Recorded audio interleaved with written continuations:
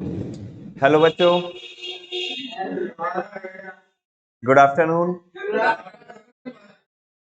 भाया, कैसे हो आप लोग? करें स्टार्ट। कल की क्लास में हमने टेक्निक्स ऑफ मैनेजरियल कंट्रोल पढ़ा था। दो टेक्निक होती है मैनेजरियल कंट्रोल की। अगर ऊपर ऊपर से अगर हम कैटेगराइज करें तो ट्रेडिशनल टेक्निक्स और modern techniques. I think traditional techniques में हम क्या पढ़ चुके थे? दो पढ़ चुके थे, ठीक है ना? दो पढ़ चुके थे ना? कौन कौन होती है ट्रेडिशनल टेक्निक? पहले तो बताओ ट्रेडिशनल टेक्निक कौन सी होती है? ये वो टेक्निक होती है जो बहुत पहले से ही चलती भी आ रही है लेकिन आउटडेट नहीं हुई, ठीक है ना? आजकल भी आप क्या कर सकते हो, उन्हें यूज कर सकते हैं। और उसके कितने कितने बच्चे हैं? चार बच्चे हैं। बीपी की रिपोर्ट कंट्रोल में होनी चाहिए। बीपी की रिपोर्ट कंट्रोल में। बी फॉर ब्रेक इवन बोल दो बस, एनालिसिस आपको पता ही है। बी फॉर, पी फॉर, नहीं ऑब्जर्वेशन भी बोलो। हाँ, पर्सनल ऑब्जर्वेशन, ठीक है ना? Again B for, P for, and report stand for statistical report, और finally control stand for budgetary control. BP की रिपोर्ट कंट्रोल में होनी चाहिए। ब्रेक इवन एनालिसिस एक ऐसा एनालिसिस होता है जो आपको ये बताता है कि मैं कितनी सेल्स करूं, कि मैं कितनी सेल्स करूं, मैं कितनी सेल्स करूं ताकि मेरी टोटल कॉस्ट टोटल रेवेन्यू के इक्वल हो जाए। और ये सारी चीजें मैंने आपको बहुत डिटेल में बताई थी। अभी मेरा बिल्कुल भी मन नहीं है सारी चीजें रिपीट करने का, बस ये बता देता हूँ। ये हमने ऐसा चार्ट देखा था, ये डायग्राम आप देख पा रहे होंगे, और ये फॉर्मूला समझा था कि ये फॉर्मूला क्या होता है, कैसे ये फॉर्मूला बना, कैसे है ना, इसके पीछे का लॉजिक क्या है। ब्रेक इवन पॉइंट यूनिट्स में अगर अपन लोगों को निकालना होता है तो कैसे करते हैं? फिक्स कॉस्ट अपॉन कंट्रीब्यूशन करते हैं। क्या करते हैं?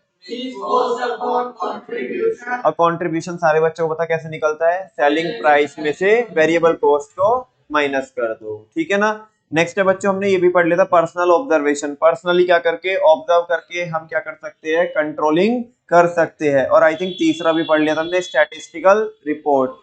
इसके अंदर स्टैट्स के वो टूल्स एंड टेक्निक्स आती है जिनकी हेल्प से हम कंट्रोलिंग कर सकते हैं, कि जैसे एवरेज हो गए, परसेंटेज हो गई, रेशियोज हो गए, कोरिलेशन वगैरह, इंडेक्स नंबर वगैरह वगैरह। तो इनकी हेल्प से भी हम कंट्रोलिंग कर सकते हैं। नेक्स्ट और लास्ट है बच्चों किसका? ट्रेडिशनल का, बजटरी कंट्रोल। और आज का पूरा मेरा मेन फोकस इस पे ही है, बजटरी कंट्रोल पे। बजटरी कंट्रोल थोड़ा लेंथी टॉपिक भी है, ये आज कंप्लीट हो जाएगा। इसी के साथ साथ हमारी जो ट्रेडिशनल टेक्निक्स है वो क्या हो जाएगी, फिर उसके बाद हम पढ़ेंगे मॉडर्न टेक्निक्स पढ़ेंगे, ठीक है? फिलहाल बजटरी कंट्रोल। बजटरी कंट्रोल के बारे में ज्यादा मुझे कुछ बताने की जरूरत नहीं है, कोई भूमिका बनाने की जरूरत नहीं है, बिकॉज हम बहुत डिटेल में गवर्नमेंट बजट भी पढ़ के आते हैं, ठीक है ना? गवर्नमेंट बजट गवर्नमेंट बनाती है, तभी तो उसका नाम क्या है? Government budget. लेकिन हमें जनरली बजट का मीनिंग भी पता है। क्यों पता है बजट का मीनिंग? एक तो हम गवर्नमेंट बजट में पढ़ के आए हैं कि बजट क्या होता है, दूसरा हमने बजट किस में भी पढ़ा है? प्लानिंग में भी पढ़ा है। प्लानिंग में क्या होता है? जो सिंगल यूज प्लान होता है उसके दो बच्चे होते हैं, BP. B stand for budget and P stand for program. Budget क्या होता है? बजट एक स्टेटमेंट होता है, रिटन स्टेटमेंट, जिसके अंदर एक्सपेक्टेड रिजल्ट लिखे होते हैं, है ना? कि वो किस चीज का भी हो सकता है, जैसे एक्सपेंसेस का बजट हो सकता है, कैश का बजट हो सकता है, सेल्स का बजट हो सकता है, प्रोडक्शन बजट हो सकता है, वगैरह वगैरह। कि इतनी इतनी, जैसे प्रोडक्शन की अगर मैं बात करूं कि इतनी यूनिट हम प्रोड्यूस करने वाले हैं, फिर उसे एक्चुअल में हम मेजर करेंगे, कि वो मेजर करके कंपेयर करेंगे कि वो कितनी कितनी हमने प्रोड्यूस की है। तो बजट क्या होता है? बजट एक स्टेटमेंट होता है जिसके अंदर नंबर्स लिखे रहते हैं। क्या लिखे रहते हैं? और नंबर्स वो एस्टिमेटेड होते हैं कि एक्चुअल होते हैं? एस्टिमेटेड होते हैं, ठीक है ना?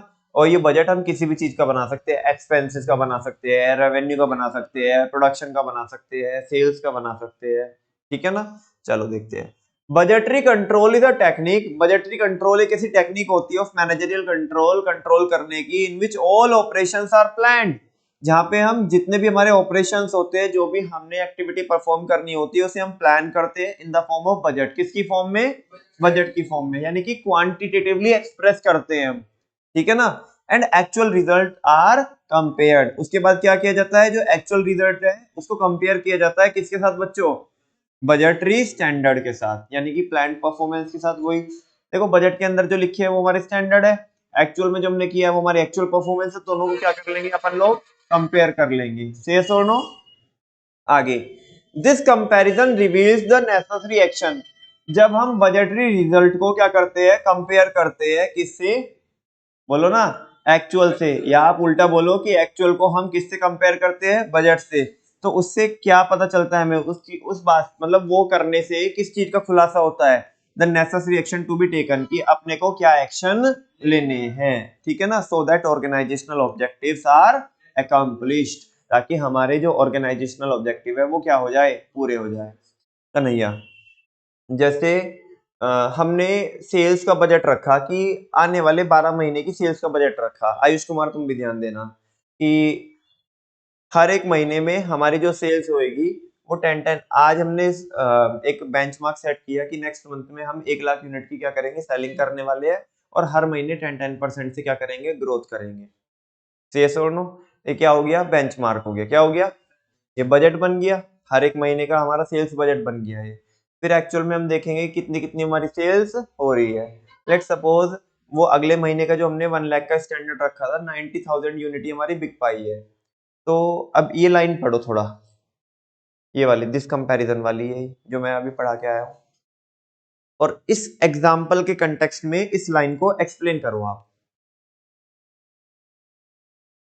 This comparison reveals the necessary actions to be taken so that organizational objectives are accomplished.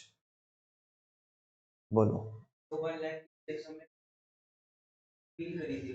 जो 1 लाख की सेल्स हमने सेट की थी, बेंचमार्क सेट किया था, बजट बनाया था कि 1 लाख की सेल करेंगे अगले महीने में, हाँ, वो 90,000 यूनिट्स की हो पाई है, हाँ जी, तो 10,000 से कमी पड़ रही है। ये कैसे पता पड़ा कि 10,000 से कमी पड़ रही है, जब हमने बेंचमार्क से क्या किया, एक्चुअल को कंपेयर किया।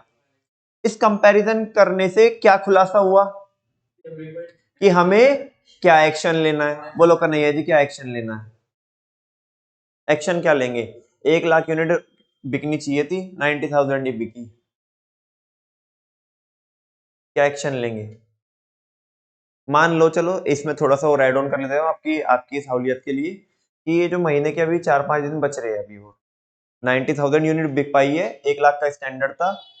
अभी जिस जैसे हम चल रहे हैं वैसे कुछ हमें थोड़े भी हिंट ऐसे नहीं मिल रहे कि हम 10,000 यूनिट और बेच पाएंगे अगले 4-5 दिन में। तो नेसेसरी एक्शन क्या लिए जाए अब इन 4-5 दिनों के लिए, ताकि हमारा, वेरी गुड, एक तो अपने एडवर्टीजमेंट कैंपेन क्या कर दो, बूस्ट अप कर दो, प्राइस क्या कर सकते हैं, काम कर सकते, कोई ऑफर निकाल सकते हैं, ऑफर निकाल सकते हैं, है ना। लेट सपोज अगर ये जो मैं एग्जांपल दे रहा हूँ विंटर क्लोज का दे रहा हूँ और फरवरी का महीना चल रहा है, तो उस केस में एंड ऑफ सीजन सेल निकाल सकते हैं, ताकि हमारी जो यूनिट्स है, हमारे जो ऑब्जेक्टिव है, बिल्कुल जैसे अभी बहुत करीब में न्यू ईयर आएगा तो उस टाइम पे न्यू ईयर सेल निकाल दो।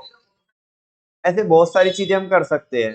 तो सुनो ना, ये क्या बोल रहा है, अब ये लाइन को पढ़ना तुम्हें समझ में आ रहा है कि नहीं आ रहा है, क्या समझ में आ रहा है वर्मा जी, थोड़ा एक अच्छे से बता दो पूरी लाइन।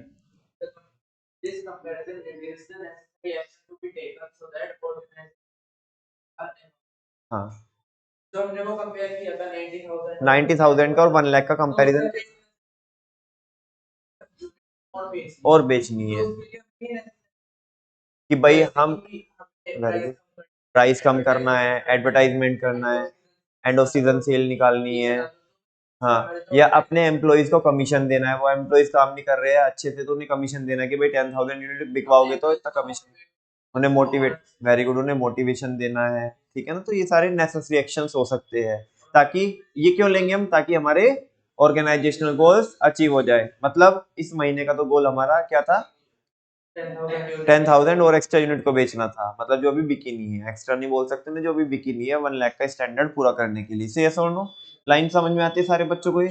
आगे, अब budget is a quantitative statement, finally अब बता रहा है कि बजट क्या होता है। कुछ नहीं है यार, बार बार हमने पढ़ा है और आज फिर आपको मतलब फॉर्मली रिवीजन तो छोड़ दो, बाकी तीसरी बार पढ़ा रहा हूँ ये टॉपिक आपको। अब budget is a quantitative statement, हमारे सारे बच्चों को पता है, कोई बताने की जरूरत नहीं कि बजट एक क्या होता है, क्वांटिटेटिव स्टेटमेंट होता है for a definite period of time. किसके लिए?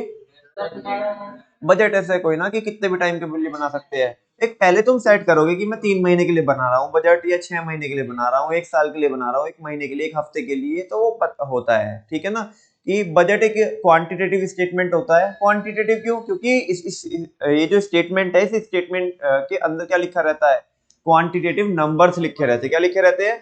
नंबर्स लिखे रहते हैं, ठीक है ना। तो ये एक ऐसा स्टेटमेंट होता है quantitative for a definite period of time, एक फिक्स पीरियड ऑफ टाइम के लिए, for achieving a given objective, एक ऑब्जेक्टिव को अचीव करने के लिए जो स्टेटमेंट बनाया जाता है, क्वांटिटेटिव स्टेटमेंट एक टाइम के लिए, उसे बोलते हैं बजट, ठीक है ना। It is also a statement that reflects the policy of that particular period. आप ऐसा भी बोल सकते हो कि ये स्टेटमेंट जो होता है ना, वो हमारे पर्टिकुलर पीरियड की क्या दिखाता है, पॉलिसी दिखाता है। क्या दिखाता है? कि जैसे कि इस टाइम पे हमें सेल्स बहुत जबरदस्त तरीके से करनी है, और जबरदस्त भी केवल कहने के लिए जबरदस्त नहीं, उसमें स्पेसिफिकली मेंशन्ड है ना, what is the definition of जबरदस्त। भाई सबके जबरदस्त की डेफिनेशन अलग अलग होगी ना, समझे क्या? तुम्हारी अलग होगी, मेरी अलग रहेगी। तुम्हारी सेल, तुम बोलोगे कि तुम्हारी सेल जबरदस्त होएगी, इसकी डेफिनेशन ये है कि अगर हम 20% से ग्रोथ कर दे तो तुम्हारी पॉलिसी या तुम्हारी ये जबरदस्त है सेल्स, ठीक है ना। मेरी जबरदस्त की डेफिनेशन 50% से कम पे आती नहीं है, समझेगा क्या? तो बजट में क्या रहता है, बजट में वही नंबर्स लिखे रहते हैं। It will contain figures of forecast, इसमें वो फिगर्स होती है, वो नंबर्स होते हैं जो हमने फोरकास्ट किए होते हैं, both in terms of time and quantity, दोनों ही टर्म में, टाइम में भी, टाइम के रेस्पेक्ट में भी, और क्वांटिटी के रेस्पेक्ट में भी। टाइम के रेस्पेक्ट में कैसे बताना कि इतने टाइम में हमें करना है, और क्वांटिटी के रेस्पेक्ट में इतनी क्वांटिटी, 3 महीने में इतनी क्वांटिटी हमें बेचनी है, निकालनी है, सेल्स और नो, वो चीज है। अच्छा, ये बजटिंग करने के फायदे क्या है, एडवांटेज ऑफ बजटिंग। ये जो बजट बनाते हैं हम, बजट बनाने के फायदे क्या होंगे, ठीक है ना, देखो। हाँ, budgeting offers the following advantage, budgeting के ये फायदे हो सकते हैं। हमने एमटी बनाया ऑप्टिमाइज आई मैक, बेटा ऑप्टिमाइज किसी को भी करो, ऑप्टिमाइज होएगा तो फिर फायदा ही होता है ना। आपके फोन को आप ऑप्टिमाइज करो, सेस और नो, तो बूस्टअप हो जाता है कि नहीं हो जाता है, आप जो भी लैग कर रहा होता है वो लैग खत्म हो जाता है, ठीक है ना। तो वो फायदे ही है उसके बजटिंग के। क्या बोल रहा है वो, बोलो क्या बोल रहा है? हाँ जी, helps in optimum utilisation of resources. हमारे एम्प्लॉयज अभी वो खाली बैठे थे, वो 25-26 दिन हो चुके हैं, 90,000 यूनिट हम सेल कर पाए हैं। हाँ, तो अभी जैसे वर्मा जी बता रहे थे कि नेसस रिएक्शन में हम उन्हें मोटिवेट करेंगे, क्या करेंगे, मोटिवेट करेंगे। तो ये पहली हेडिंग सार्थक हो जाएगी कि नहीं हो जाएगी, ये एक्टिव हो जाएगी कि नहीं हो जाएगी, helps in optimum utilisation of resource, ठीक है ना। एम्प्लॉयज चिल आउट कर रहे हैं, जस्ट रिलैक्स बेबी, ठीक है ना। नहीं नहीं, अभी वो जो रिलैक्स कर रहे थे, ठीक है ना, अभी हम लेके आए अपना स्टेटमेंट, क्या लेके आए, स्टेटमेंट, बजटरी स्टेटमेंट लेके आए हम अपना, क्या लेके आए, बजटरी स्टेटमेंट। हमने मतलब सुपीरियर ने खोली फाइल किसके सामने, सबऑर्डिनेट के सामने। हाँ भाई आज तारीख क्या है, कहने लगे साहब कितनी है, 25 है, कितनी है, आज नहीं है 25, वो ऐसा एग्जाम्पल में चलता है कि साहब 25 तारीख है आज, ठीक है ना। ये स्टैंडर्ड हमें बता रहा है कि 1 लाख यूनिट हमारी क्या होनी थी, सोल्ड आउट हो जानी चाहिए थी, ठीक है ना। और अभी मतलब दिन कम बचे हुए हैं, फेब्रवरी के महीने की बात कर रहे हैं, 3 ही दिन बचे हैं, ठीक है ना, 3 ही दिन बचे हैं, पावन महीना है, 3 दिन ही बचे हैं, है ना। ऐसे नहीं, पावन महीने में भी दिन कम होते हैं, वो पता नहीं क्या सोच के बनाया ऊपर वाले ने। हाँ जी, तो 3 ही दिन बचे हैं, बाकी नॉर्मल तो 6 दिन भी हो सकते हैं, लेकिन इस महीने में 3 ही दिन बचे हैं। नालायको तुम कैसे करोगे, कैसे कैसे बेचोगे आप, 10,000 यूनिट कैसे बेचोगे, ठीक है ना। अभी वो थोड़ा मैंने बहुत पोलाइटली बोल दिया, थोड़ा माहौल बनाने का था, मैंने सोचा चलो कोई बात नहीं, बच्चे डर जाए कभी, ठीक है ना। तो अभी, हाँ जी, तो देखो ना अभी क्या हो गया, अभी उधर ऐसे डांट लगाई उन्हें, भाई कर क्या रहे हो तुम, ये पगला गए हो क्या? 1 लाख यूनिट का स्टैंडर्ड है, 90,000 ही हो पाई है, बाकी कौन बेचने आएगा, और तुमने ही तो बेचनी है, ठीक है ना। तो helps in optimum utilisation of resources, इससे जो रिसोर्सेज आपके वेस्ट हो रहे थे ना, अभी हमारे पास, सुनो सुनो, मैनेजमेंट के पास ये बजट ही नहीं है, क्या नहीं है, बजट ही नहीं है। तुम जाके बोलना भाई यूनिट ज्यादा बेचनी थी, एम्प्लॉय बोलेंगे जी बेच तो दी, और कितनी बिकवाओगे? भाई सीधी सी बात है, जब तुम्हारे पास कोई लिखित में कोई चीज है ही नहीं, जब तुम्हारे पास कोई रिटर्न में कुछ नहीं है, तुम क्या होगे भाई, यूनिट बहुत ज्यादा बेचनी थी, जबरदस्त सेल करनी थी जी, हो तो गई जबरदस्त, और कितनी कराओगे? और क्या बच्चे की जान ही लोगे? 90,000 बेच तो दी, है ना? अब तुम्हारे पास ही नहीं है, स्टैंडर्ड ही नहीं है तुम्हारे पास, तो वो तो ऐसे टरकाएंगे ना तुम्हें एम्प्लॉइज कि जी कर तो दी, और कितनी करवाओगे? बच्चे की जान ही लोगे क्या? लेकिन जब तुम रिटर्न में पहले ही बताओगे लोगों को, और एंड में लेके जाओगे उसे, 25 तारीख में लेके जाओगे, भाई ये 10,000 यूनिट अभी भी टारगेट रहता है, 10,000 से पीछे है, चल रहे हैं हम, तो एम्प्लॉइज कुछ तो सहारा लगाएंगे ना, कुछ तो अपने आप को पुश करेंगे, अपने लिमिट को पुश करेंगे। तो help in optimum utilisation of resources, इससे रिसोर्सेज क्या होते हैं आपके? ऑप्टिमली यूटिलाइज होते हैं। Budgeting help in the optimum, और केवल ये वाला एग्जांपल नहीं है नमन भैया, तुमने तो उसका एग्जांपल दे दिया, help in proper utilisation of human resources, इस तरीके का एग्जांपल हो गया बेटा, वो भी हो सकता है, साथ में और भी एग्जांपल दे दो। केवल बजट, हम क्या सेल्स का बजट बनाते हैं, एक्सपेंसेस का बजट नहीं बना सकते, ठीक है ना? हमारा भाई मेरा बजट था खर्च करने का, मेरा कुछ क्या था, बजट था, छोड़ दो जान दो ना, शादी शादी ब्याह का माहौल चल रहा है, ठीक है ना? पापा का बजट था, उन्होंने बजट बनाया था, ठीक है ना? वो बेटे की शादी में पैसा लगाने का बजट बनाया था, ठीक है भाई? जब तो बजट बना लिया, कोई बात नहीं, 25-30 जो भी जैसा भी बना बजट बनाया, जो भी, मुझे उससे क्या मतलब है, जो भी बजट बनाया, ठीक है ना? अभी जब वो फैमिली मेंबर जब शॉपिंग के लिए जा रहे हैं, जब खरीदी करने के लिए जा रहे हैं, तो भाई जो बजट में था वो चीजें आउट हो चुकी है, बजट के बाहर जा रही है, चीजें पसंद ही नहीं आ रही, चीजें सबकी पसंद क्या हो रही है, ऊंची हो रही है, अब बजट बाहर जा रहा है, उधर पापा का माथा ठनक रहा है, ठीक है ना? ओ भाई तुम यार इतनी जरूरत क्या हो, तुम ऐसे बेच के खा जाओ मुझे अभी, ठीक है ना? अभी और भी तो है भाई, ये 3-4 और भी तो लग रहे लाइन में, है ना? अब जब से पैसा जितना कमाया इतना तुम सभी इधर उड़ा देना, फिर इतने दूसरे का नंबर आ जाएगा, ठीक है ना? बजट बाहर जा रहा है, नहीं नहीं अब ये कट डाउन करो, अजी पापा वो भी करना था, वो आजकल वो भी चल रहा है, वो चलो कुछ नहीं हो रहा, चलो ठीक है जाओ, जान दो, हाँ बैठ जाए, हाँ कभी होगा, हाँ। वो कह रहे, एक कह रहा प्री वेडिंग शूट, वो कह रहा नहीं जी मैं तो आफ्टर वेडिंग भी कराऊंगा।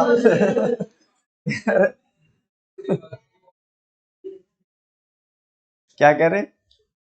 तुम आपस में बातचीत कर रहे हो, हाँ जी। तो हेल्प इन ऑप्टिमम यूटिलाइज, सुनो ना, सुनो, अगर पापा के पास बजट होगा, एस्टिमेशन होंगे कि आपने को कितना खर्चा करना है, एक्सपेंसेस का बजट होगा, तो तुम्हारे पापा दिखा सकते हैं, देख भाई इतने का बजट था, ऑलरेडी इतना खर्च हो चुका है, ये सारा हिसाब लिख रखा है मैंने, कहाँ कहाँ मैंने कितने दिए, कौन कौन तुम्हारे में कितने, कभी बोल रहे दिल्ली जाना शॉपिंग करने के लिए, कभी कह रहे मेरठ जा रहे हैं हम ये शॉपिंग करने के लिए, तुमने तो एक कर रखी है, हाँ एक और तुम टिकते ही नहीं है, हाँ सुबह मेरठ शाम में दिल्ली जा रहे हो, ठीक है ना? वो अलग ही है। हाँ जी, समझ में आ रही है बात? अच्छा, लेकिन अगर पापा के पास वो ना हो, वो बजट ना हो, तुम कहो, अरे पापा कहाँ खर्चा हुआ, तुम तो खामे खाए ऐसे माथा खराब कर रहे हो सुबह सुबह, है ना? पता नहीं ऐसे हो रहे, रोने को हो रहे सुबह से लेके शाम तक, कहाँ खर्च कर दिया हमने, बताओ? हम हमारी जैसी औलाद तो मिलने की भी नहीं किसी को, है ना? वो कह रहे हैं ना कि अगर वो दिया, हाँ एंटिक पीस, हाँ जी, वो दिया लेके भी जाओगे ना, तो भी नहीं मिलेगी हमारी जैसी औलाद। वो देखो बगल वाले जाके देखो, वो शराब वो पीते हैं, बीड़ी गुटखा वो पीते हैं, खाते हैं, ठीक है ना? हमारे में तो कोई ऐप भी नहीं, यहाँ पे खर्च कर रहे हैं, यहाँ पे भी नहीं करने दे रहे। फिर सुनो, पापा के पास कोई एस्टिमेशन नहीं, वो भी उन्हें लगेगा हाँ यार हमारी औलाद सही बोल रही है, ठीक है ना? लेकिन अगर एस्टिमेशन होगा ना, तुम ये कुछ भी बोलोगे ना, उन्हें तो अपने नंबर दिख रहे हो, क्वांटिटेटिव नंबर, ये बजट था, ये जा चुके, अब फिर चाहे तुम्हारे अंदर ऐप हो या ना हो, समझा क्या?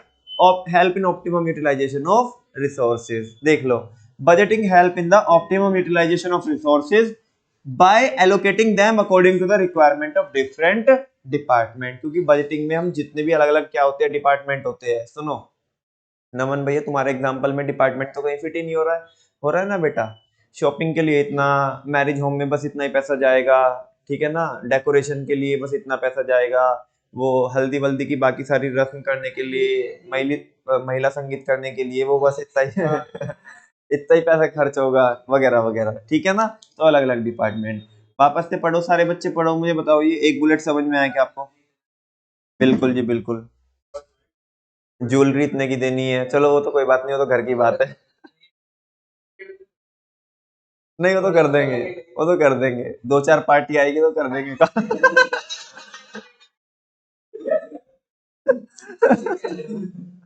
वो तो घर की बात है, 2-4 पार्टी आएगी ना तो कर देंगे काम। हाँ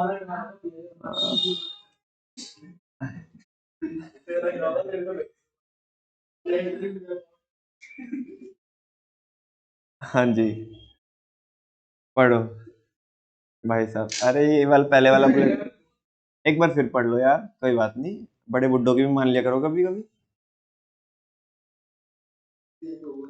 हाँ, अब देखो, सारी बातें सबको नहीं बताई जाती, नजर लग जाती है।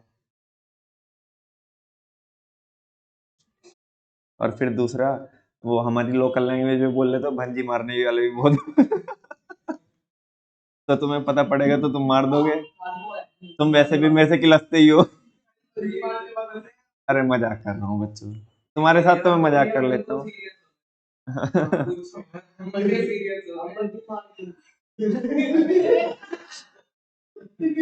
कोई बात नहीं, मुझे ऐसा लगता है कि तुम्हारी असर नहीं होगा तुम्हारे इसका।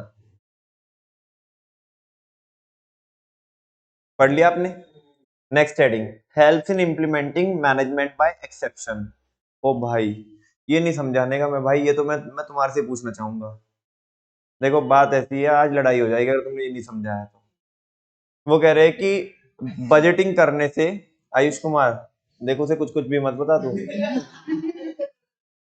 बजटिंग करने से हम ये कैसे इंप्लीमेंट कर सकते हैं मैनेजमेंट बाय एक्सेप्शन। अब ये मत बोलना ये क्या होता है मैनेजमेंट बाय एक्सेप्शन। भैया बस पूछने ही वाले थे वो, आधी मुंह में रह गई बात। हाँ जी, बेटा ये कंट्रोल का सेकंड प्रिंसिपल होता है। कुछ याद है आपको, कुछ शर्म है, कुछ हया है तुम्हें? कंट्रोल का पहला प्रिंसिपल कौन होता है? Critical point control. कौन होता है? और दूसरा कौन होता है? Management by exception. चलो मान भी कह रही है कि ये तो भैया मैं ही बता दूंगी, ये नालायकों को तो कुछ कुछ कुछ पता नहीं है। चलो पढ़ के बता दो यार, इतना क्यों जुर्म कर रहे हो?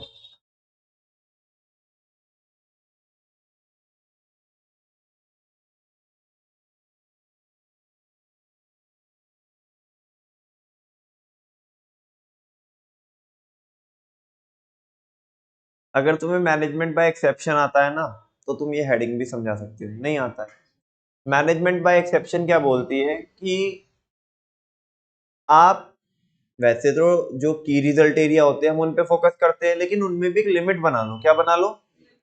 कि अगर इतने तक डेविएट हुआ तो कोई बात नहीं। आया कुछ याद? मान ले 5% तक की लिमिट सेट कर लो, अब 2% की लिमिट सेट कर लो। यहाँ तक चेंजेस होंगे, डेविएशन होंगे तो कोई बात नहीं, कोई दिक्कत वाली बात नहीं है। लेकिन अगर, हाँ, चलो एग्जांपल देता हूँ, फिर ये पढ़ना तुम्हें समझ में आएगा। अभी जो एग्जांपल चल रहा था उसमें ही, ठीक है ना, पापा ने वो खर्चे का बजट बना के रखा है और खर्चा ओवर हो रहा है। भाई पापा ने डंडा कर दिया, ठीक है ना, सबको शाम को बुला करके, भाई देख ऐसा है कि इतना बजट था हमारा, ये अब चीजें बाहर जा रही है वो, ठीक है ना, हाँ हवा में ना उड़ो। इतना वो इधर से वो छोटे वाला बोला कि पापा मेरे तो कपड़े आए नहीं अभी, मेरे को तो एक और चाहिए, 3 पीस मेरे को एक और चाहिए। अरे ओ बैठ जा नीचे नालायक, ठीक है। चलो अब वो रो पड़ा बेचारा बच्चा वहीं पे, ठीक है ना, वो वहीं पे रो पड़ा, छोटा था ना। तो अब मम्मी ने बोला मम्मी ने बोला कोई नहीं जी कोई नहीं, बस इसकी और दिलवा देना एक, इसकी इसकी एक ड्रेस और दिलवा देना एक, बस फालतू और कुछ नहीं बोलेगा। अब भैया जब हाई कमान से ऑर्डर आया तो माननी तो पड़ेगी, माननी तो पड़ेगी जब सुप्रीम कोर्ट से ऑर्डर आया है, ठीक है ना। हाँ जी, तो अभी सुनो, पापा ने भी अपने मन को समझा लिया। वो कह रहे थे कि सोच तो मैंने अपने मन में रखा था कि बजट तो इतने का है, लेकिन अगर इतने परसेंट से डेविएट होगा तो मैं ज्यादा चिक चिक नहीं करूंगा। क्या नहीं करूंगा? ये तो एक बार तो इसलिए कहना पड़ा, अगर मैं कहूंगा ही नहीं तो ये तो और खर्चा करेंगे। लेकिन पापा ने मन में सोच के रखा है 5% से खर्चा ऊपर नीचे होगा तो चलेगा, ठीक है ना। अब वो एक ड्रेस जो आ रही थी वो उसी 5% की लिमिट के अंदर आ रही थी, समझा क्या? हाँ बोलो। अच्छा, लेकिन अब भी खर्चा अगर 5% के ऊपर जाएगा तो कह रहे हैं मैं अब ये डंडा ज्यादा कर दूंगा मैं, ठीक है ना। पापा ऐसा कह रहे हैं। समझ में आ रही है? अब देखो कुछ मर्यादा है, जो तुम सोच रहे हो मैं बोल नहीं सकता यहाँ पे ना, मैं बोलना चाहता हूँ नहीं। ना ना ना, तुम्हारे तुम्हारे चेहरे तो मुझे बता रहे हैं कि तुम वही बोल दो जो हम सोच रहे हैं, लेकिन पिघलूंगा नहीं, मैं इतनी जल्दी बोलूंगा नहीं। हाँ जी। हाँ, सुनो सुनो सुनो, helps in implementing management by exception. एक बात बताओ, अगर तुम बजट बनाओगे नहीं, है ना, किसी भी कीमत पे तुम मैनेजमेंट बाय एक्सेप्शन लगा ही नहीं सकते, उसे इम्प्लीमेंट कर ही नहीं सकते, क्योंकि मैनेजमेंट बाय एक्सेप्शन के लिए लिमिट चाहिए। क्या चाहिए? और वो लिमिट किस में मिलती है, ये किस में ही आती है लिमिट, किस में सेट करते हो आप? बजट में। और जब बजट बनाओगे नहीं तो मैनेजमेंट बाय एक्सेप्शन लग नहीं सकता। और अगर बजट बनाओगे तो बजट बनाने का फायदा ये होगा कि लगे हाथ क्या भी लग जाएगा, क्या भी इंप्लीमेंट कर सकते हो आप। मैनेजमेंट बाय एक्सेप्शन, डंडा नहीं बेटा, मैनेजमेंट बाय एक्सेप्शन। ठीक है ना? वो कह रहा डंडा लग जाएगा। सुनो, it facilitates it facilitates management by exception. Budgeting help करता है किसमें? मैनेजमेंट बाय एक्सेप्शन में, बाय स्ट्रेसिंग दोज ऑपरेशंस, उन पे फोकस करके, उन ऑपरेशन पे फोकस करके, which deviate from budgeted standard in a significant way, जो हमारे बजटेड स्टैंडर्ड से क्या कर रहे हैं? डेविएट कर रहे हैं, वो भी सिग्निफिकेंट वे में, मतलब बड़े पैमाने पे क्या कर रहे हैं? डेविएट कर रहे हैं। छोटे मोटे पिद्दी हमारी लिमिट के अंदर आ रहे होंगे तो हम उन्हें इग्नोर कर देंगे, लेकिन उसके ऊपर जो जा रहे हैं तो हम उन पे क्या करके चलेंगे? ज्यादा फोकस करके चलेंगे। ठीक है ना? नेक्स्ट है बच्चों, helps in improving the motivation level of employees. सुनो, बजट होगा ना आपके पास तो आपके एम्प्लॉइज का जो मोटिवेशन लेवल है वो भी क्या होएगा? इम्प्रूव होएगा। बस थोड़ा सा और। हाँ तो 90,000 तो हमने क्या कर ली, देखो वो कितना एक्टिव हुआ। हाँ जी, 90,000 यूनिट हो तो गई। थोड़ा सा ही अपने आप को क्या करना है? स्ट्रेच करना है, थोड़ा सा ही पुश करना है। से यस और नो? हाँ बोलो। हमारा हमारा ऑब्जेक्ट, हाँ, हमारा ऑब्जेक्टिव क्या हो जाएगा? अचीव हो जाएगा। तो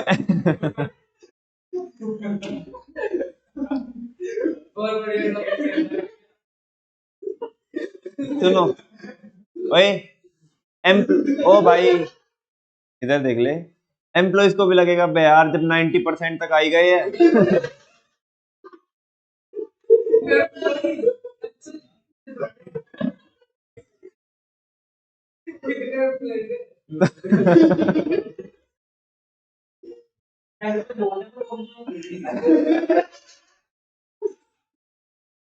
तो अब टारगेट से क्यों चूके? ठीक है ना? जब 90% तक हमने अचीव कर ही लिया है तो बाकी भी कोई बात नहीं, थोड़ी सी लिमिट स्ट्रेच करेंगे तो टारगेट हमारे क्या हो जाएंगे? अचीव हो ही जाएंगे।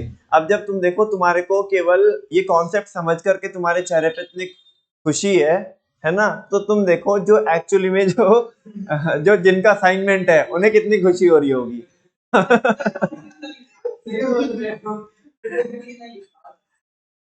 नहीं, टॉपिक तो बिल्कुल सही लिखा हुआ है, तुमने ही माहौल बनाया हुआ है। इधर देख लो, helps in improving the motivation level of employees. इससे एम्प्लॉइज का मोटिवेशन लेवल भी क्या होता है? इंप्रूव होता है। Budgeting is the source of motivation. Budgeting किसका सोर्स होता है? मोटिवेशन का। क्यों होता है? क्योंकि बजटिंग यार्ड स्टिक का काम करता है। किसकी काम करता है? Yard stick. वो बेंचमार्क के जैसा काम करता है, और जैसे जैसे हम बेंचमार्क के करीब जाते हैं तो एम्प्लॉइज को लगता है भाई जब 90% हो गया तो यार 10% भी है, क्या कर देंगे हम, कोई बात नहीं, स्ट्रगल करने पड़ेंगे, हो जाएगा। वाह भाई वाह, तुम अपने आप पे पॉइंट मार रहे। Budgeting is the source of motivation. ये सोर्स ऑफ मोटिवेशन होता है एम्प्लॉइज के लिए हु नो द स्टैंडर्ड, जिनको पहले से अपने स्टैंडर्ड पता होते हैं, against which their performance will be appraised, जिसके अगेंस्ट उनकी परफॉर्मेंस को इवैल्यूएट किया जाएगा, and thus enable them to perform better। इससे उन्हें एक मोटिवेशन मिलता है ना, एक पुश मिलता है कि हाँ भाई हमें क्या करना है? बेटर परफॉर्म करना है। जहां हमने इतनी मेहनत की है, थोड़ी बहुत मेहनत और सही। देखो, वरना क्या होगा, देखो लेट सपोज तुम पढ़ने के लिए बैठे बच्चों, और तुमने 6 घंटे का टारगेट लगाया कि मेरे को नॉन स्टॉप 6 घंटे वन सिटिंग में क्या करना है? पढ़ना है। ठीक है ना? अभी तुम 5 घंटे, 5.25 घंटे, 5.5 घंटे पढ़ चुके हो और बॉडी ने दे दिया बिल्कुल जवाब। अब ठीक है ना भाई, अब इससे ज्यादा नहीं पढ़ा जाएगा।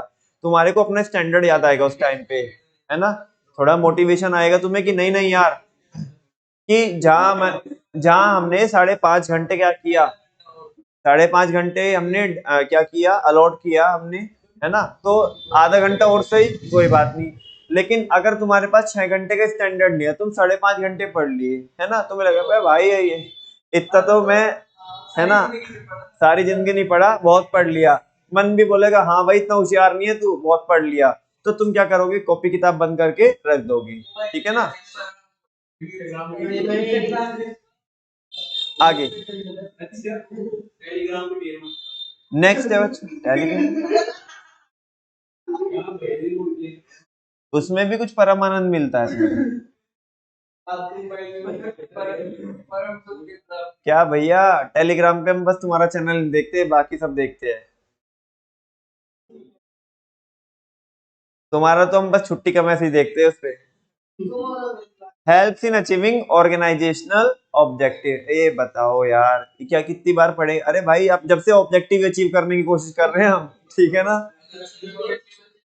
हाँ जी, budgeting focuses on specific and time bound target, budgeting किस पे फोकस कर, अभी देखा था हमने ऊपर, बजट के अंदर दो एस्पेक्ट में, दो रेस्पेक्ट में हम चीजें फिक्स करते हैं, तो टाइम के रेस्पेक्ट में और एक क्वांटिटी के रेस्पेक्ट में, तो ये वो कह रहा है कि बजटिंग फोकस किस पे करती है, एक तो स्पेसिफिक चीजों पे कि मेरे को इतनी सेल्स अचीव करनी है, और वो भी टाइम बाउंड, वो भी time bound, and thus help in the attainment of organisational objective, तो ये हमारी किस में हेल्प करती है, ऑर्गेनाइजेशनल ऑब्जेक्टिव को अचीव करने में हेल्प करती है। नेक्स्ट है बच्चों हेल्प इन मेंटेनिंग कोऑर्डिनेशन, ये किस में भी हेल्प करती है, बहुत सिंपल बात है, पुरानी हेडिंग है। कोऑर्डिनेशन क्यों भाई, बजटिंग है, बजटिंग हमने क्यों की कि जो एक्चुअल रिजल्ट हमारे वो भी इससे क्या कर जाए, बजट से मैच कर जाए, तो वो जब मैच करेगी, प्लान परफॉर्मेंस एक्चुअल से क्या करेगी, मैच करेगी, तो फाइनली क्या हो जाएगा, कोऑर्डिनेशन बन जाएगा, ये तो पुरानी हेडिंग है।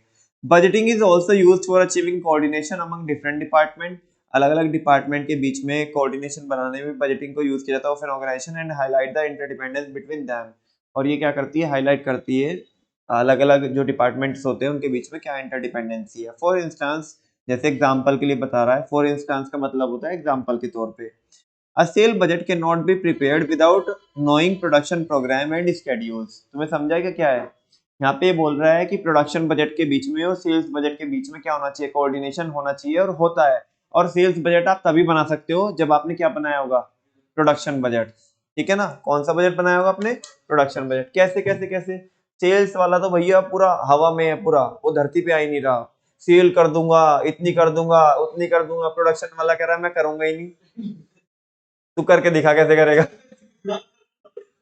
समझा ना। प्रोडक्शन बजट, प्रोडक्शन वाला बोलेगा मेरा प्रोडक्शन का कोई बजट ही नहीं है, तो सेल्स बता कैसे करेगा, तो मुझे बताओ दोनों में क्या होना चाहिए, कोऑर्डिनेशन होना चाहिए कि नहीं होना चाहिए, इसको आप ऐसे भी लिख सकते हो जैसे मैंने शुरू में आपको समझाया था, क्योंकि बजट के अंदर एस्टिमेटेड नंबर्स होते हैं, उन्हें हम एक्चुअल से कंपेयर करके उन्हें करीब लाने की कोशिश करते हैं, वैसे भी लिख सकते हो। यहाँ पे कह रहा है कि कोऑर्डिनेशन अलग अलग डिपार्टमेंट के बीच में बनते हैं, जैसे प्रोडक्शन और सेल्स वाला का यहाँ पे उसने एग्जांपल दिया है, ठीक है ना। सुनो, अब ये बोल रहे ये तो 5 क्या हो गई अपनी इंपोर्टेंस हो गई, एडवांटेज हो गई किसकी, बजटिंग की, ये बोल रहे हाउएवर, सुनो ना, however the effectiveness of budgeting depends on how accurately estimates have been made about the future, कह रहे हैं जितनी भी सारी ये जो खूबियां लिखी थी ना, बजट के फायदे लिखे थे, ये काम के जब ही है जब तुमने तमीज से जो नंबर्स है ना उसके बजट के अंदर, वो जो नंबर्स लिखे है वो तमीज से लिखे हो, तुम चला रहे धूल में लट, चीर दूंगा, फाड़ दूंगा, ठीक है ना, देख लूंगा, कर देंगे, ठीक है ना, नंबर सुनो ना, औकात है कितने की, 5,000 यूनिट बेचने की, लिख दिया उसमें 50,000 यूनिट, तो बताओ फिर बजट ही क्या करेगा, कुछ भी नहीं करेगा, नंबर्स बराबर से सेट करते आना चाहिए आपको, कह रहे कि इफेक्टिवनेस बजटिंग की तभी होगी, वो उसके ऊपर डिपेंड करते कि तुमने कितने एक्यूरेटली अपने जो एस्टिमेट्स है वो उसमें लिखी है, have been made about the future. सुनो, flexible budget should be prepared, आपने क्या करना चाहिए, आपने क्या करना चाहिए, फ्लेक्सिबल बजट बना के चलना चाहिए, which can be adopted if forecast about the future turn out to be different, जिसको आप क्या कर सको, अपना सको, जिसको आप अडॉप्ट कर सको अगर इन फ्यूचर आप क्या हो जाए, मतलब जो आपके जो फोरकास्ट है वो क्या हो जाए, चेंज हो जाए, या एनवायरनमेंट क्या हो जाए, चेंज हो जाए, तो आपका बजट ऐसा हो कि उसमें थोड़े बहुत चेंजेस करके आप उसे क्या कर सकते हो, इम्प्लीमेंट कर सकते हो, उसे यूज कर सकते हो, ठीक है ना। Specially in the face of changing environmental forces, ये मैं बता चुका हूँ आपको, खासकर कब, जब एनवायरमेंट चेंज हो रहा हो, ठीक है ना। Managers must remember that, manager को ये याद रखना चाहिए, budgeting should not be viewed as an end but as a means to achieve organisational objective. Budgeting को आपको कैसे नहीं देखना चाहिए, एंड का मतलब समझते हो बच्चों आप, एंड का मतलब ये इकोनॉमिक से उठाया है, एक तो यहाँ पे एंड है, एंड, और एक है मीन्स। सारे बच्चों को होता है मीन्स का मतलब क्या होता है, रिसोर्सेज, और एंड का मतलब होता है वांट्स। बजटिंग को आप वांट्स के जैसा मत देखो, किसके जैसा मत देखो, उसको एक जरिए की तरह देखो, एक मीन्स की तरह देखो, एक रिसोर्स की तरह देखो, जो आपके ऑब्जेक्टिव को अचीव करने में क्या करता है, हेल्प करता है। से यस और नो, कोई डाउट तो नहीं है। नेक्स्ट बच्चों, इसी में ये तो अभी तक हमने एडवांटेज पढ़े बजटिंग के। नेक्स्ट टाइप्स ऑफ बजट, बहुत सिंपल सा टॉपिक है, और मेरे ख्याल से आज मेरे को जस्ट इतना ही पढ़ाना है आपको, ये बजट पढ़ा करके बस। कल से क्या पढ़ाऊंगा आपको, मॉडर्न टेक्निक्स पढ़ाऊंगा। फिलहाल देख लेते types of budgets. The most common types of budgets used by an organization are listed as under. First one is capital budget. Capital budget क्या होता है कि अपने को कितना पैसा लगाना है अपने धंधे में। समझ में आ रही है बात। जैसे लेट सपोज हमारे बहुत सारे बिजनेस हो सकते हैं, है ना, तो एक बिजनेस में कितना पैसा लोड करना है। ऐसा नहीं कि हमारे पास बहुत पैसा है तो सारा पैसा एक ही बिजनेस में लगा दो। उसका बजट होना चाहिए कि इस बिजनेस में हम इतना ही पैसा लगाएंगे। भाई देखो, बिजनेस में पैसा तो कितना भी लगा दो, जितना लगा दो उतना थोड़ा है, लेकिन एक कुछ वो भी तो होता होगा कि भाई इतने में काम चल जाएगा। वरना तो अपने एम्प्लॉयज को तुम सारा पैसा दे दो, 5 बिजनेस का पैसा एक ही बिजनेस को दे दो, वो तो उसे भी उड़ा देंगे, रेवेन्यू उसमें भी उतना ही आना है। लेकिन मैनेजमेंट कोई करके कोई चीज होती है, वो बोलती है कि बराबर से फंड्स एलोकेट करो, ना ज्यादा ना कम, जिसकी हेल्प से आप क्या कर पाओ, आपके ऑब्जेक्टिव अचीव कर पाओ। तो कैपिटल बजट एस्टिमेटेड, ये क्या होता है, इस बजट के अंदर हम लिखते हैं एस्टिमेटेड स्पेंडिंग, कि कितना खर्च करेंगे हम किसके ऊपर, on major long term assets, जो हमारी जो लॉन्ग टर्म असेट्स है यानी कि फिक्स असेट्स है, उनके ऊपर हम कितना खर्चा करने वाले हैं। भाई एक बात बताओ, अपन लोग बिजनेस स्टार्ट करते हैं, कैपिटल आती है, capital capital introduced in the business, ऐसा करते हैं, आप पहली एंट्री डालते हैं जर्नल एंट्री, उस कैपिटल से करते क्या है, फिर तुम देखा होगा उसके बाद वो एंट्री ऐसे बनवाता है कि हमने मशीनरी परचेज कर ली, फर्नीचर एंड फिटिंग लगाया, ये वगैरह वो, ठीक है ना। इधर से वो, इधर तो कैपिटल बिल्ड हो गई और कैश आया होता है, फिर वो कैश कम होता जाता है, असेट बिल्ड होती जाती है, फर्नीचर वगैरह, और बिल्कुल ठीक है ना। तो ये कह रहे हैं कि इसके अंदर कैपिटल बजट के अंदर हम एस्टिमेटेड स्पेंडिंग लिखते हैं, क्या लिखते हैं, मतलब कि कितना खर्चा करने वाले हम किसके ऊपर, जो बड़ी बड़ी हमारी लॉन्ग टर्म असेट है, मतलब जिन पे मेजर मेजर खर्चा होना है, मोटा खर्चा होना है, जिन पे पिद्दी पिद्दी नहीं, जो मोटा खर्चा जिनके ऊपर होना है, लाइक अ न्यू फैक्ट्री, नई फैक्ट्री लगाने में हम कितना पैसा खर्चेंगे, और मेजर इक्विपमेंट, या कोई हमें बड़ा क्या लेना है, इक्विपमेंट लेना है, या कोई बड़ा प्लांट लगाना है। सेस और नो, बात समझ में आ रही है। नेक्स्ट है R&D का भी बजट हो सकता है, नहीं आप सही से बोलो, आप ऐसे नहीं करो, आर एंड, हाँ, रिसर्च एंड डेवलपमेंट, ठीक है ना। एक बात बताओ, अपन लोग ना किसी चीज की कोई इनोवेशन में लगे हुए, कोई रिसर्च में लगे हुए हैं, ऐसा कोई ना रिसर्च में पैसा लगाते जाओ लगाते जाओ लगाते जाओ, और उसकी कोई टेक्निकल फीजिबिलिटी निकल ही नहीं रही रिसर्च की, मतलब उसका आउटकम तो निकल नहीं रहा, तुम पैसे लगाए जा रहे हो, सारे फंड्स ही खत्म हो जाएंगे। भाई पहले बजट बना के रखो कि भाई हम इस चीज पे वर्क कर रहे हैं। लेट्स सपोज इलोन मस्क है ना, उसका बजट होगा कि अपन लोगों को मार्स पे जाना है और इतना पैसा खर्च करना है, वो क्या करने पे, वो ऐसे रॉकेट बनाने में, या कोई तो ऐसा शिप बनाने में जो उधर मार्स तक लेके जाए, इतना पैसा खर्चेंगे हम। ऐसा कोई ना वो पैसा खर्चते जा रहा है, उसका कोई टेक्निकल आउटकम आ ही नहीं रहा है। समझ में आ रही ना बात। एक लिमिट सेट करो कि भाई इतना पैसा खर्चेंगे हम, और इतने टाइम के अंदर अंदर अगर वो नहीं हो पा रहा है तो फिर बाकी उस चीज को रोक के चलेंगे हम, या उसे डेफर करेंगे, अगले टाइम के लिए उसे डेफर करेंगे। ऐसा नहीं कि हम लगाते जा रहे तो R&D का भी क्या हो सकता है बजट हो सकता है। तो कह रहे हैं इसमें क्या रहता है, होता ही है ना। Estimated spending for the development, estimated spending for the development और रिफाइनमेंट ऑफ प्रोडक्ट। यहाँ पे हम क्या करते हैं, एस्टिमेटेड नंबर लिखते हैं या एस्टिमेटेड स्पेंडिंग लिखते हैं, किसके लिए, डेवलपमेंट के लिए या रिफाइनमेंट के लिए। यानी कि वो रिफाइनमेंट वर्ड क्यों यूज किया उन्होंने, कोई चीज को रिफाइन कर करके फाइनल आउटकम निकालते हैं हम, ठीक है ना, ऑफ प्रोडक्ट एंड प्रोसेसेस, या कोई प्रोसेस का यहाँ पे हम क्या लिख सकते हैं, एस्टिमेटेड खर्चा लिख सकते हैं। इसके अंदर लिख सकते क्या है, जैसे वर्मा जी बोल रहे हैं लिखते ही है, किसके अंदर, रिसर्च एंड डेवलपमेंट बजट के अंदर। नेक्स्ट है मटेरियल बजट, क्या है, मटेरियल बजट क्या रहेगा कि मटेरियल बजट ये रहेगा कि एक यूनिट को बनाने के लिए हमारा इतना मटेरियल लगेगा और इतना,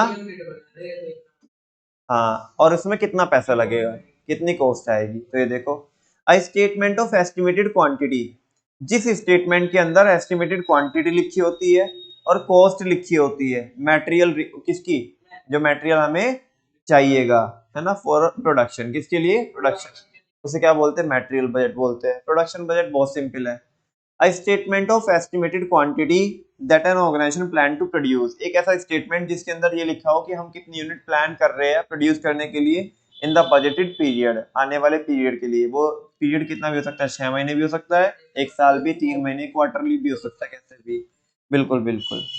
आगे बोल रहे हैं बच्चों सेल्स बजट, क्या बोल रहे हैं, सेल्स, यो क्या कह रहे हैं, ये हम कल पढ़ेंगे, आज ही तो पढ़ेंगे। सेल्स बजट एक ऐसा स्टेटमेंट होता है कि जिसमें हम ये प्लान करते हैं कि आने वाले टाइम में हम कितनी कितनी सेल्स करने वाले हैं, सिंपल, वो सेल्स बजट होता है।